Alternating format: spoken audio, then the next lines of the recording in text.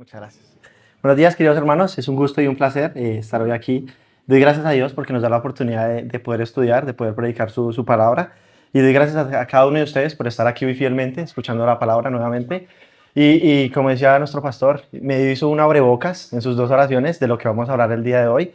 Pero antes de iniciar, me gustaría que iniciáramos y que abriéramos nuestras Biblias en el libro de 2 Timoteo 3:16.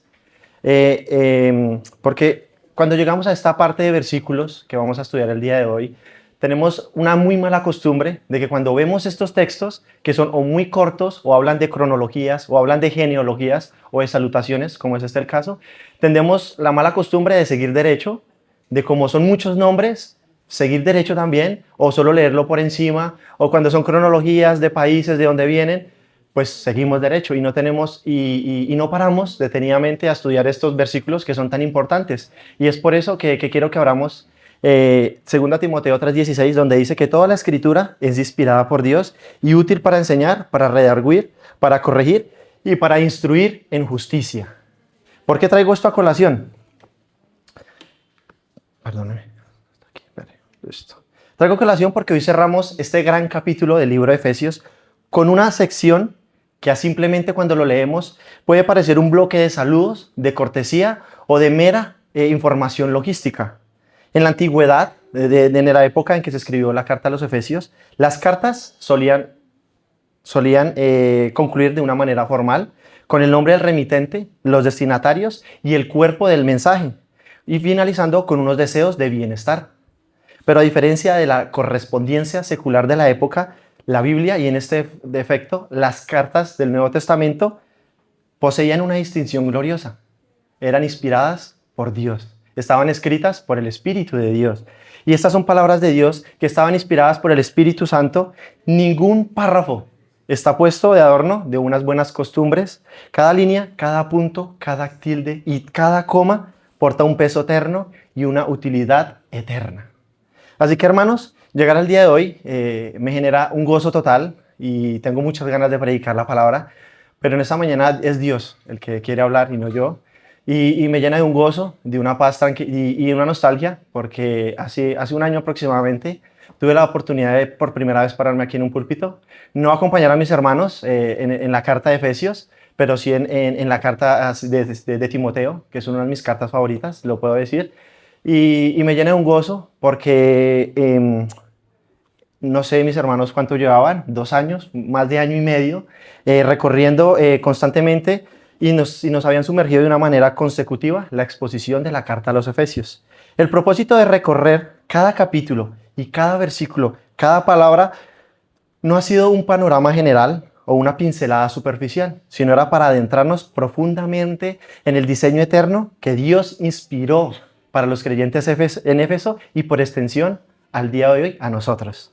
Así que los invito, hermanos, a que por favor abramos nuestras Biblias en el capítulo 6 del libro de Efesios, versículos 21 y 24.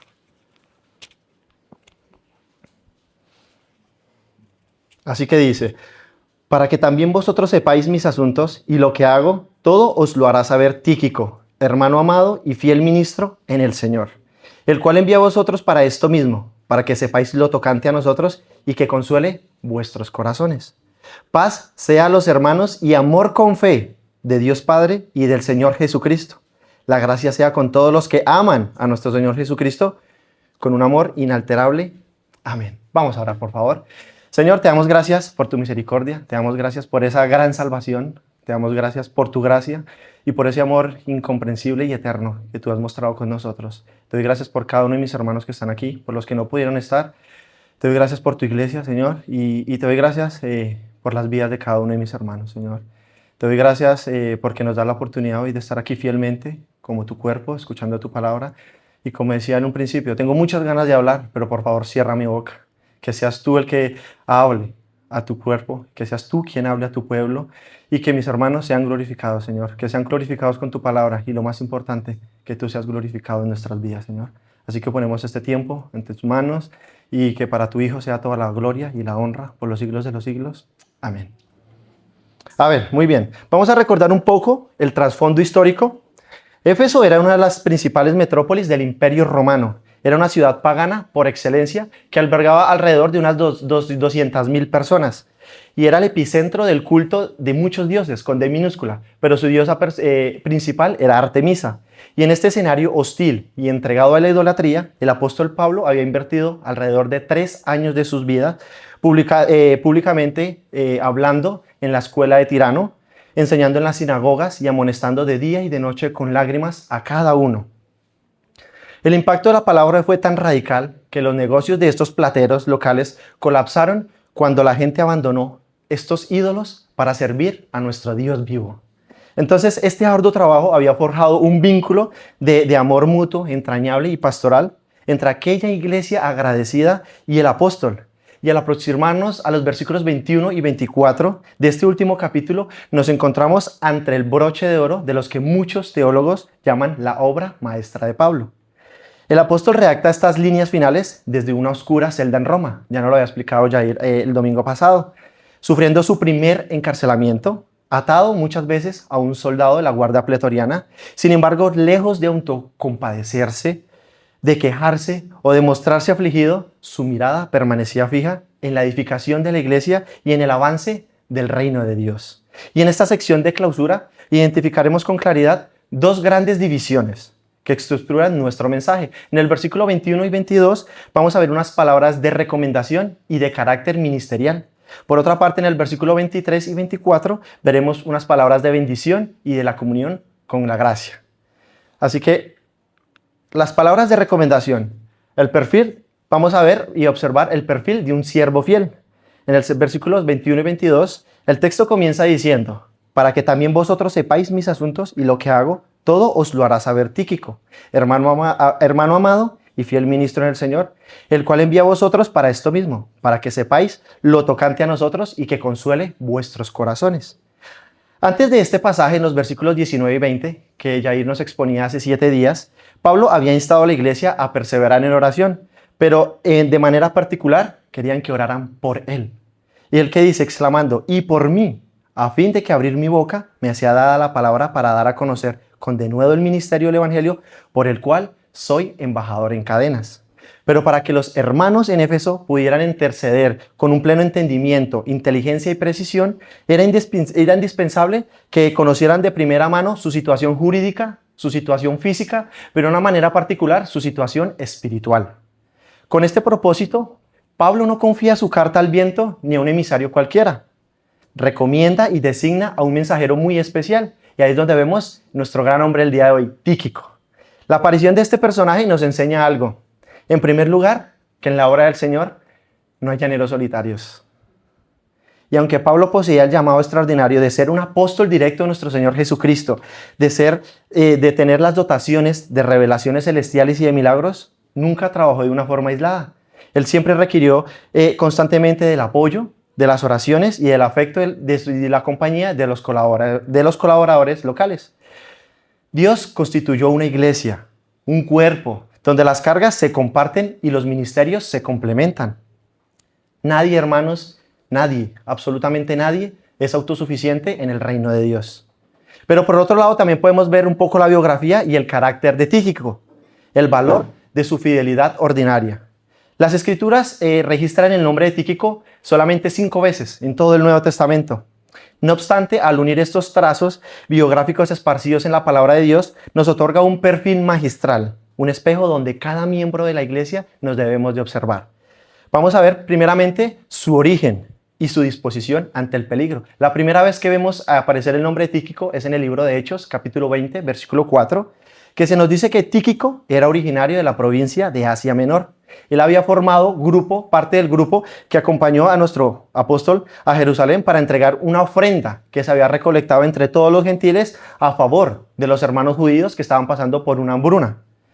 Viajar en el siglo I no implicaba las comodidades del turismo moderno. No es como ir nosotros hoy en día al Corte Inglés, pasar nuestra tarjeta de crédito, débito, con todo pago, solo es llegar al aeropuerto, el avión nos lleva, todo pago, disfrutar y gozar. No. En esta época conllevaba caminatas extenuantes, peligro de naufragios, porque recordamos que no habían aviones, o caminaban, o los llevaba un camello, un caballo, un burro, o iban en mar. Tenían asaltos de ladrones, pero sobre todo ya tenían la advertencia explícita de Dios, que en Jerusalén les aguardaban presiones y tribulaciones.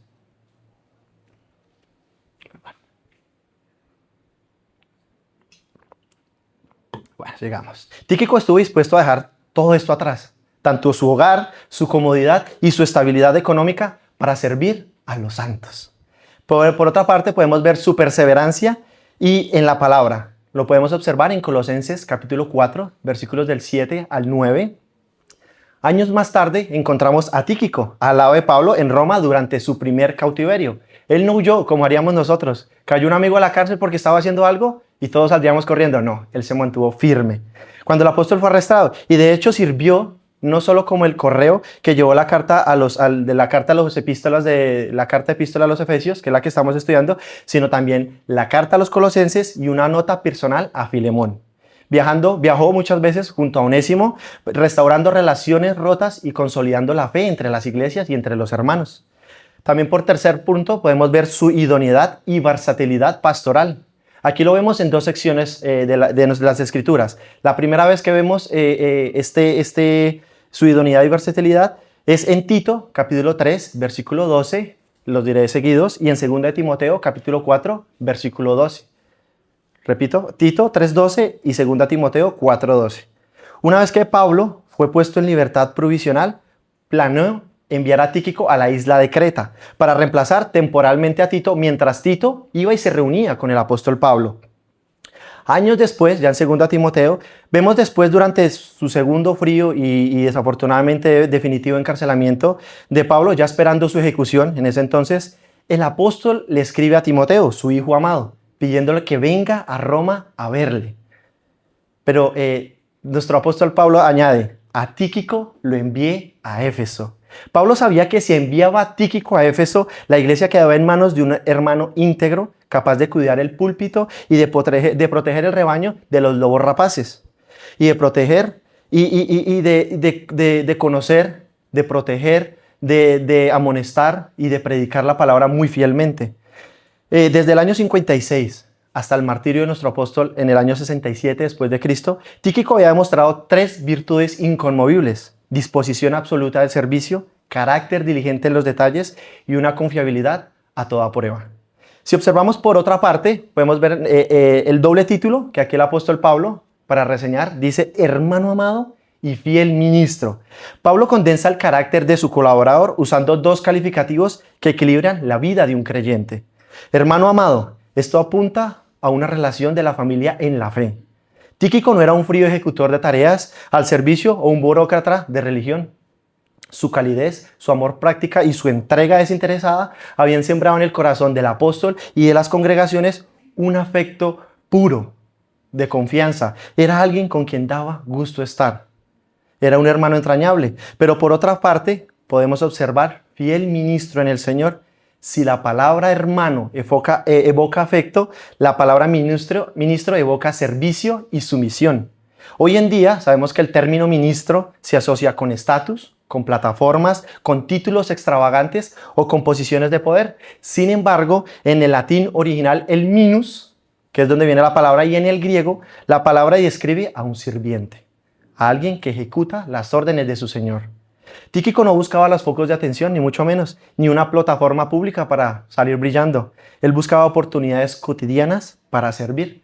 A Tíquico le resultaba exactamente idéntico llevar en su túnica, pasar 3 mares y llevar su pergamino a asumir la dirección de una iglesia de renombre, como era en este efecto Éfeso. Su mirada estaba puesta en el Señor, no en la fama humana.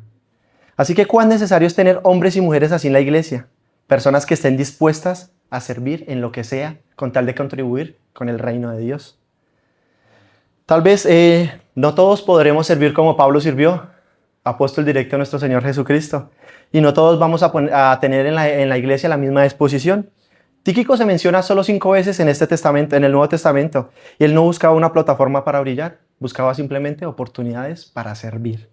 Y Dios se la concedió en abundancia. Así como fue fiel en lo mucho, también fue fiel en lo poco.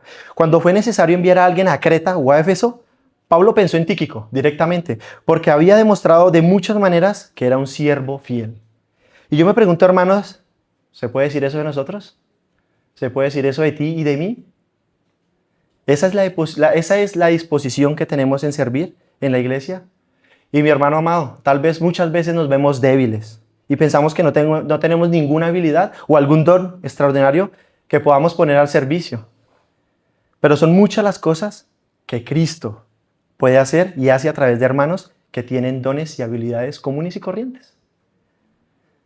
Si los hombres sobresalientes fueran todo el mundo, pues dejarían de ser sobresalientes. Pero es con hombres y mujeres comunes y corrientes, pero fieles, que Cristo hace su obra. De hecho, aún esos hombres que nosotros vemos como extraordinarios, los hombres que leemos aquí como héroes de la Biblia, no son más que hombres. Hombres con sus luchas y debilidades, sujetas a pasiones iguales que nosotros. Simplemente fueron hombres que decidieron servir de todo corazón. Servir a Cristo amparados en su gracia y en su poder. Y hermanos, cuando realizaba este estudio me preguntaba, ¿cómo sería nuestra iglesia si estuviera llena de tíquicos? Vivimos en una cultura evangélica obsesionada con el estrellato, donde muchos solo sirven si hay reconocimiento o si su nombre aparece en el crédito de la presentación. Cristo edifica su obra a través de hombres y mujeres con talentos ordinarios, pero poseedores de una fidelidad extraordinaria, en el lugar donde Dios los ha querido poner. Leía un libro y me gustó esta frase que decía, yo soy solo uno, pero soy uno. No puedo hacerlo todo, pero puedo hacer algo. Y por la gracia de Dios, lo que debo de hacer, lo haré con fidelidad. Y nuestra iglesia es muy bendecida y doy gracias a Dios por mi iglesia, porque no tenemos a un Tíquico, pero gracias a Dios tenemos a una Cami, tenemos una familia Pozo, tenemos a la familia Brown, tenemos a la familia Bierly, a Amanda y a su esposo, a Antonio y a su esposa, tenemos a Franco y a su esposa, tenemos a Yair, tenemos a Leina, tenemos a Diego, tenemos un Paco, tenemos una Alejandra y muchos más hermanos, para no alargarme más, que lo único que queremos es servir y edificar el cuerpo de Cristo. Pero hermanos, quiero hacerles una pequeña pausa. Y sabemos que en nuestra iglesia hay gente fiel queriendo servir, lo sé, y lo veo aquí mismo. Y te animo en esta mañana a que no tengas miedo y que sirvas a tu iglesia, que sirvas a Cristo. Miguel nos decía no hace mucho en una de sus predicaciones que debemos de dar todo para el servicio de Dios, lo debemos de entregar todo. Y como lo dije anteriormente, sé que hay siervos fieles, pero no somos suficientes para llevar a cabo todos los ministerios. Y hoy esta iglesia necesita de ti. Tal vez hay muchas cosas que no podemos hacer, porque tal vez no se nos ha dado la oportunidad de hacerlo. Pero te pregunto, ¿estás haciendo al menos lo que puedes hacer? ¿Te estás esforzando para hacerlo fielmente? En el caso de Tíquico, Pablo sabía que podía confiar en él porque era un hombre que no estaba buscando ni fama, ni brillo, ni un reconocimiento. Él simplemente quería servir en lo que fuera, en lo que pudiera ser útil. Y Dios le concedió el privilegio de ser uno de los compañeros de milicia del apóstol Pablo. Y hoy, después de 2000 años, estamos hablando aquí de Tíquico. Porque gracias a Dios, Dios honra a los que le honran. No importa si estés haciendo cosas pequeñas que nadie ve o cosas grandes y extraordinarias que todo el mundo vea. Dios honra a los que le honran. Así que ahora miremos el propósito de este mensaje, el cual es consolar e informar del versículo 22. Pablo escribe, el cual envía a vosotros para esto mismo, para que sepáis lo tocante a nosotros y que consuele vuestros corazones. Aquí lo que literalmente el apóstol está diciendo es, para que sepáis cómo me va y en qué estado me encuentro. Y ahora vamos a ver la perspectiva correcta ante el sufrimiento y las circunstancias, sabiendo que los creyentes de Éfeso sufrían de una honda y ansiedad, de tristeza y de preocupación por ver a su apóstol, por ver a su mentor espiritual tras las rejas. Pablo envía a Tíquico con una misión, que era expresarles ánimo e inyectarles aliento. ¿Cuál era el reporte oral que Tíquico llevaba consigo? Lo que hoy en día escuchamos. Pero Pablo no lo hacía. No contenía lamentos, no contenía amarguras, no contenía reproches contra Dios, ni solicitudes de autocompasión. Para comprender un poco el texto y el tono de lo que vamos a ver, de lo que Tíquico relató al llegar a Éfeso, debemos de mirar la epístola a los Filipenses, que fue redactadamente y escrita en este mismo periodo de cautiverio. El eje de esta carta es el gozo. Pablo encadenado exclama, quiero que sepáis, hermanos, que las cosas que me han sucedido han redundado más bien para el progreso del Evangelio, de manera que me gozo y me gozaré aún más. Esto lo dice en Filipenses capítulo 1, versículos del 12 al 18. Y este testimonio nos grita una verdad que sacude todos los cimientos del pensamiento moderno. No son las circunstancias externas las que definen nuestro estado espiritual, sino la perspectiva que tenemos de ellas.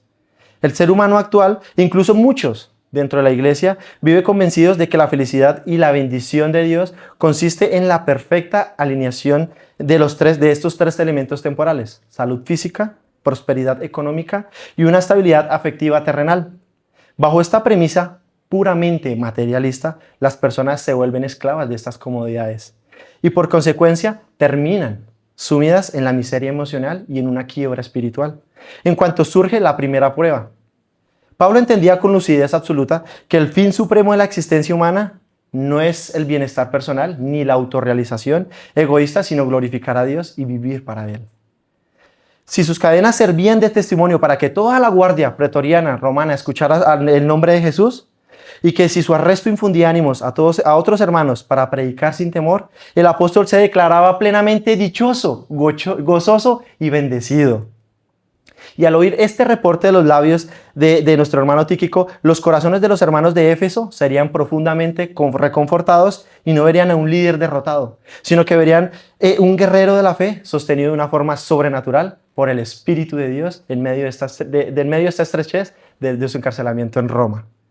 También podemos observar en este versículo la obra y la vida espiritual en el cuerpo de Cristo: empatía y misericordia. Este intercambio nos revela también la íntima empatía que unía a la iglesia primitiva. Ellos practicaban esta genuina misericordia que hoy en día no la practicamos, la cual es meterse en la piel del otro. La iglesia de Cristo no es ningún club social de un fin de semana, ni una empresa, ni un centro de entretenimiento. Somos una familia espiritual y un cuerpo ligado por el Espíritu de Dios, con lazos más fuertes que la misma sangre biológica. Por tanto, si un miembro padece en nuestra iglesia, todos padecemos con él. Pero si un miembro de nuestra iglesia recibe honra, todos nos gozamos con él. Y estas eran las palabras que estaban de 1 Corintios, capítulo 12, 26, que estaban en la mente de estos efesios. Nosotros somos los miembros de los unos a los otros por causa de Cristo.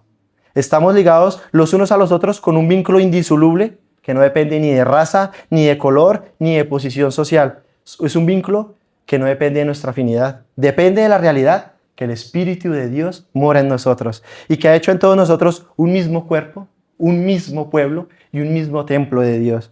Así que, hermanos, somos una misma familia, somos un mismo templo espiritual en el que mora Dios. Y cuando un miembro de la iglesia está en problemas, todos debemos de estar en problemas. Y cuando es un ministerio de Dios el que está en problemas, como era el caso de nuestro apóstol,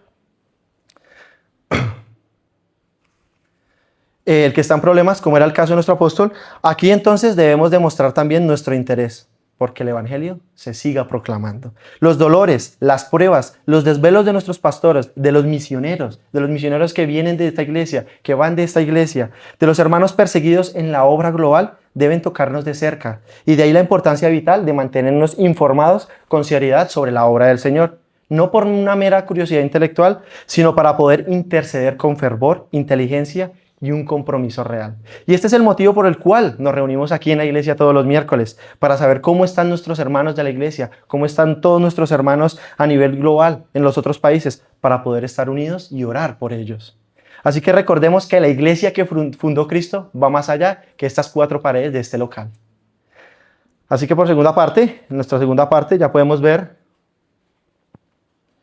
unas palabras de bendición, que son el sello final de nuestra carta en el versículo 23 y 24. El apóstol sella su obra maestra con un deseo enfocado en 4 virtudes eternas que sostienen y garantizan la salud de cualquier iglesia local. El cual dice: paz a los hermanos y amor con fe de Dios Padre y del Señor Jesucristo. La gracia sea con todos los que aman a nuestro Señor Jesucristo con un amor inalterable. Y ahora vamos a ver la fuente y el engranaje de estas virtudes: paz, amor y fe. Estas virtudes, quiero que entendamos estas palabras, no son frutos del esfuerzo humano, de la psicología humana o del optimismo terrenal. Provienen directamente de la única fuente celestial legítima de Dios el Padre y de nuestro Señor Jesucristo. Vamos a ver el primer concepto de la paz. Y en el contexto bíblico, normalmente la gente hoy en día piensa que la paz es tranquilidad. Y aquí en el contexto bíblico no se refiere simplemente a la ausencia temporal de conflictos o de guerras externas. Es la shalom divina. Es la reconciliación firme, legal y eterna que todos nosotros los creyentes poseemos con nuestro Padre, habiendo sido justificados por fe, como nos dice el libro de Romanos capítulo 5, versículo 1. Esta paz objetiva con Dios produce a su vez una paz subjetiva con el alma. Es una tranquilidad interna que sobrepasa todo entendimiento y nos capacita a ti y a mí para vivir en armonía comunitaria dentro y fuera de la iglesia. Ahora vamos a observar el amor con fe. Y quiero que notemos la precisión que el apóstol Pablo utiliza. No utiliza amor y fe como si fueran dos islas, sino amor con fe. Es una fe genuina, no es una aprobación intelectual abstracta o una doctrina muerta. Es una confianza que vive, como dice Gálatas capítulo 5, versículo 6, que obra por el amor.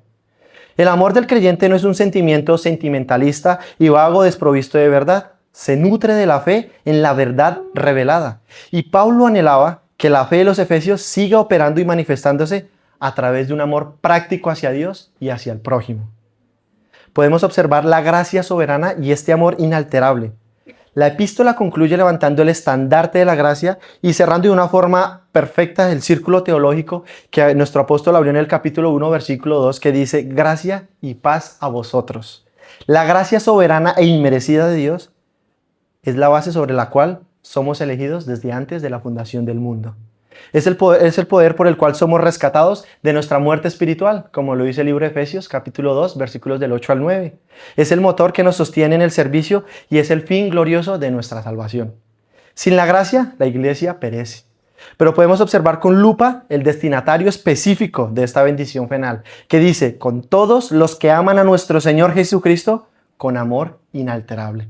¿Pero qué es un amor inalterable? La palabra griega utilizada directamente es aptarsia, la cual significa incorrupción e inmortalidad.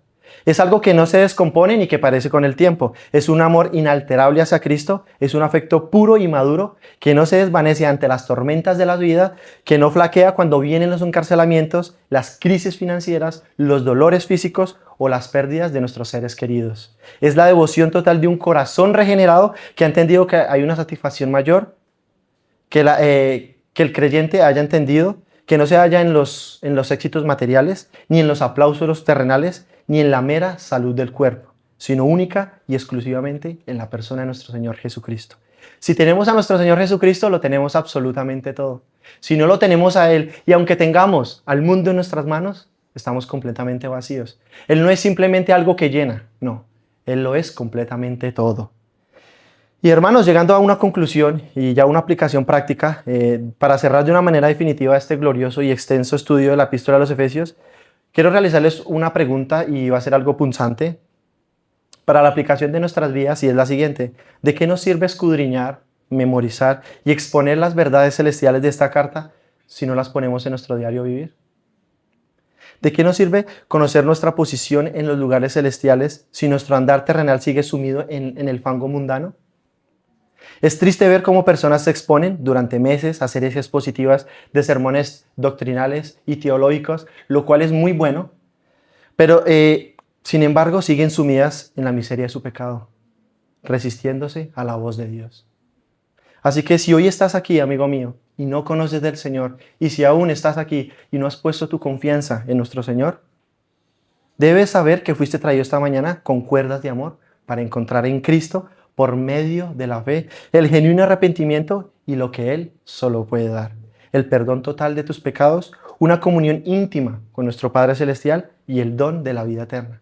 Y te suplico en esta mañana que no salgas de este lugar sin reconciliarte con Dios, para que comiences a disfrutar de esta verdadera paz, el verdadero amor y de esta gracia, que aunque es inmerecida, Él nos la sigue brindando todos los días.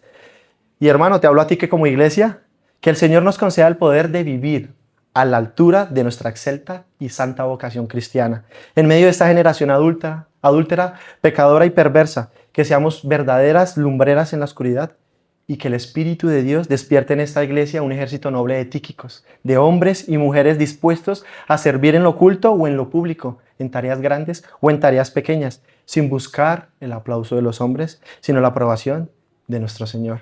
Y que ante cualquier circunstancia adversa o estrechez en el camino, sepamos abrazar esta perspectiva eterna que Pablo nos dice, llenándonos del gozo que brota de la cruz. Así que, amando a nuestro Señor Salvador con un amor puro y firme e inalterable, Pero antes de irnos, quiero dejarles algo para finalizar, y es el por qué la importancia, hermanos, de mantenernos enamorados de Cristo. ¿Por qué es tan importante mantener esta relación de amor con Él? Porque tan pronto este amor fluctúa un poco, esta llama del amor por Cristo se apaga. Y el mundo comienza a ser increíblemente seductor. Y no podemos dejar de amar a Cristo si somos verdaderos discípulos suyos. Pero desafortunadamente la llama de este amor se puede caer. No olvidemos que a esta misma iglesia de Éfeso, en Apocalipsis capítulo 2, versículo 4, el Señor le envía una carta diciéndole: has dejado tu primer amor. Ya no me amas como antes. Has dejado tu primer amor y estás haciendo las mismas cosas que hacías antes, pero has dejado tu primer amor. Y tan pronto estas cosas comienzan a ocurrir, nuestro corazón se va endureciendo cada día más. Y empezamos a buscar del mundo, así de duro como suena. Empezamos a alimentar a nuestra carne, a buscar cosas que suplan ese lugar que solo Dios nos puede dar. Y por supuesto, nos vemos tentados a perder de este gozo. Y hermanos, porque nadie puede darnos lo que Cristo da. Pero si esta es tu condición en esta mañana, mi amado hermano, no tienes por qué quedarte así. Podemos levantarnos una y otra vez por la gracia de Dios y seguir corriendo esta ardua carrera, seguir ejerciendo la misma fe y aún más profunda que aquella que depositamos en Cristo la primera vez, aquella vez cuando nuestros ojos fueron abiertos y vimos por primera vez su hermosura y el gozo que experimentamos aquella vez. Así que, queridos hermanos, hoy era un poco corto el texto y damos por concluida la exposición a la epístola, a la carta de los Efesios, dándoles gracias a cada uno de ustedes y pidiéndole al Señor de que estas palabras redunden en nuestras vidas, en nuestros corazones y en nuestro diario vivir, que el Señor siga haciendo su ejército en esta gran iglesia, y doy gracias a cada uno de ustedes porque hoy veo mucha gente y veo muchos siervos dispuestos a servir, y les suplico que sirvan, que entreguen toda su vida a Cristo, que es la entera felicidad, la verdadera amor, la verdadera paz. Así que, hermanos, les deseo un excelente fin de semana, que la próxima semana el Señor los bendiga y que la gracia abunde en cada una de sus vidas. Así que vamos a orar. Padre amado, te damos gracias por esta gran carta, gracias por hablarle a tu pueblo, te damos gracias por esta gracia inmerecida, porque tú eres fiel y tu gracia se renueva todos los días y tu amor es fiel para con nosotros. Así que te pedimos perdón por nuestras faltas, por nuestras fallas. Pero, Señor, te pido y te suplico que tu palabra abunde y redunde en nuestra iglesia y que tu palabra siga siendo expuesta. Pero lo más importante, que tú seas glorificado en nuestras vidas y que tu santa voluntad viva en cada uno de nosotros, que tu Hijo viva en cada uno de nosotros, que tu Espíritu abunde en mis hermanos, abunde en sus hogares y abunde en esta iglesia, Señor. Así que te damos gracias y te glorificamos en el nombre de nuestro Señor Jesucristo. Amén. Amén. Muchas gracias. Muchas gracias, Dani. Pues me estaba hablando a mí, Dani, cuando estaba diciendo no solamente de que alguien ha escuchado una serie expositiva, sino que alguien ha predicado una serie expositiva acerca de Romanos que acabamos de terminar, y a veces me descubro que sigo revolcándome en el fango. Yo. Y sí, por ahí veo más manos levantadas. Sí, estamos en compañía. Pues eso. Necesitamos de Cristo. Y aunque incluso, a veces, pues como decía él, estamos buscando que nuestro nombre esté ahí en los créditos. ¿Sabes qué? No merecemos que nuestro nombre esté en los créditos. No lo merecemos. Y si alguna vez por la gracia de Dios vemos nuestro nombre en los créditos, démosles las gracias a Él, porque es su misericordia, es su gracia. Alegrémonos que nuestro nombre está escrito en el libro de la vida, por los méritos del Cordero. Podemos servirle, no para que nuestro nombre esté en los créditos, sino porque nuestro nombre está ahí escrito. Y eso no lo borra nadie, ni siquiera nuestra maldad. Bendito sea nuestro Señor. Que Dios os bendiga. Muchas gracias.